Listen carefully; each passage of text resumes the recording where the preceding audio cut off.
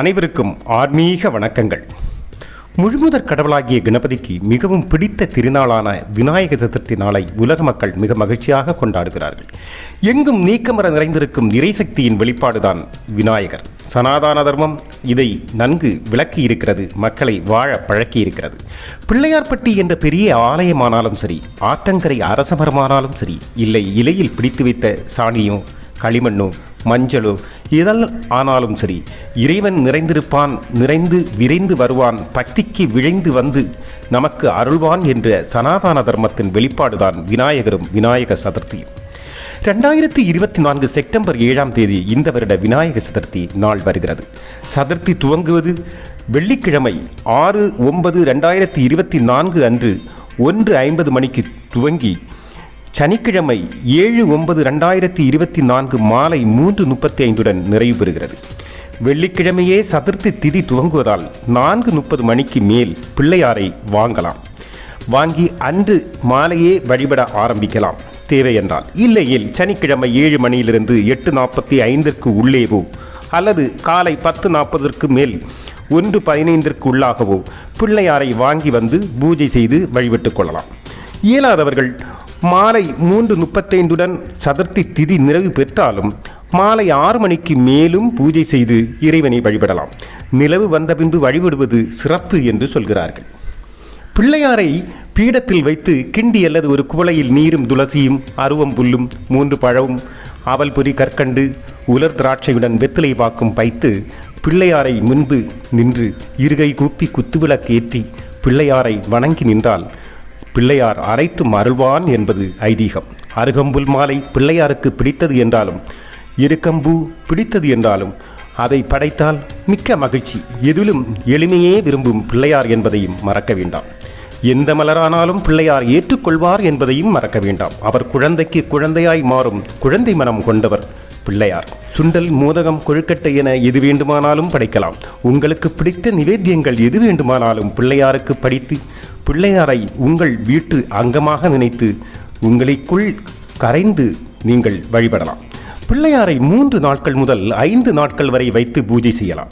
வெள்ளிக்கிழமை வாங்கி பூஜை செய்து வெள்ளி, சனி, ஞாயிறு என்று 3ஆவது நாள் கரைக்க நினைப்பவர்கள் ஞாயிற்றுக்கிழமை 12 மணி முதல் 1:30 வரையிலான யமகண்டத்தையும் 4:30 முதல் 6 வரையிலான ராகு காலத்தையும் தவிர்த்துவிட்டு மாலை 6 மணிக்கு முன்பு ஞாயிற்றுக்கிழமை எப்போது வேண்டுமானாலும் கரைக்கலாம். திங்கட்கிழமை கரைக்க நினைப்பவர்கள் காலை 7:30 மணி முதல் 9 மணி வரையிலான ராகு காலத்தையும் 10:30 முதல் 12 வரையிலான யமகண்ட நேரத்தையும் தவிர்த்தால் மாலை 6 மணிக்கு முன்பு எப்போது வேண்டுமானாலும் கரைக்கலாம். இல்லை, அதிக நாள் நாங்கள் வைத்திருப்போம் பிள்ளையாரை என்று நினைப்பவர்கள் ராகு காலத்தையும் யமகண்டத்தையும் தவிர்த்து மாலை 6 மணிக்கு முன்பு எப்போது வேண்டுமானாலும் நீர்நிலைகளில் கரைத்து கொள்ளலாம். இனி நாம் கவனிக்க வேண்டியது அல்லது அறிந்திருக்க வேண்டிய ஒரு சில குறிப்புகள். விநாயக சதுர்த்தி விநாயகர் எங்கும் நிறைந்த இறைசக்தியின் வெளிப்பாடு. சனாதானம் இதைத்தான் நமக்கு புகுத்துவதற்காக பண்டிகை மூலமாக உணர்த்துகிறது.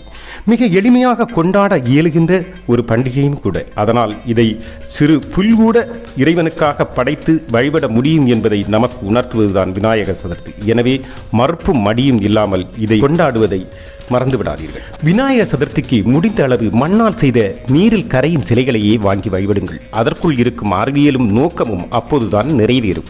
முடிந்த அளவு சிலையை வாங்கியே வழிபடுங்கள். வருடம் முழுவதும் இந்த பிள்ளையார் சிலை விற்பனையில் வாழ்வாதாரத்தை நம்பி வாழ்கின்ற ஒரு கூட்டம் மக்கள் நம்முடைய வாழ்கிறார்கள் என்பதும் அவர்களுக்கு நம்மால் இயன்ற உதவியாதான் நாம் சிலை வாங்குவது என்பதையும் மறந்து விடாதீர்கள். மண்ணரிப்பை தடுக்கும் அறிவியலும் நிலத்தடி நீரை பாதுகாக்கும் அறிவியலும் இதில் ஒளிந்திருக்கிறது என்பதையும் அறிந்திருங்கள். சனாதானத்தின் வாழ்வியல் முறையில் விவசாயம் மிக முக்கியமானது என்பதால் அது சார்ந்த விஞ்ஞானம் அனைத்து பண்டிகைகளிலும் விரவி கிடக்கிறது என்பதை மறவாதீர்கள். காலையிலும் வழிபடலாம் என்றாலும் நிலவு உதித்த பின் வழிபடுவது விநாயக சதுர்த்தியின் போது நல்லது, நலம் தரும் என்றும் அது சிறப்பு என்றும் சொல்லப்படுகிறது. எருக்கம்பூவும் விநாயகருக்கு பிடித்ததுதான், அருகம்புல்லும் விநாயகருக்கு பிடித்ததுதான். எங்கும் எதிலும் நீக்கமர நிறைந்தவன் இறைவன் என்பது மட்டுமல்ல, எல்லாமும் எனக்கு பிடித்ததுதான் என்றும் சொல்லாமல் சொல்லும் தத்துவம் அதில் ஒளிந்திருக்கிறது. நான் படைத்த படைப்புகள் யாவற்றிலும் நான் இருக்கிறேன், அதை அனைத்தும் எனக்கு பிடித்ததுதான் என்று சொல்லாமல் சொல்கிறது மட்டுமல்ல, அந்த புல்லிலும் நாம் வாழ மருத்துவம் ஒளிந்திருக்கிறது என்பதை நமக்கு உணர்த்துகிறது சனாதானம்.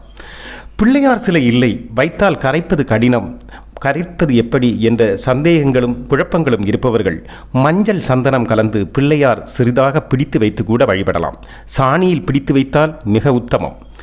எது செய்தாலும் பக்தியுடன் பற்றுதலுடனும் செய்யுங்கள். இறைவன் விநாயகன் அருளை வாரி வழங்குவான். வாழ்க்கை சிறக்கும், வளம் பெருகும், குடும்பம் குதூகலிக்கும், மனங்களெல்லாம் மகிழ்ச்சியில் மூழ்கும். அன்புள்ளங்கொண்ட அனைவருக்கும் இந்த பிள்ளையார் தின வாழ்த்துக்களுடன் சத்திரிய தர்மா.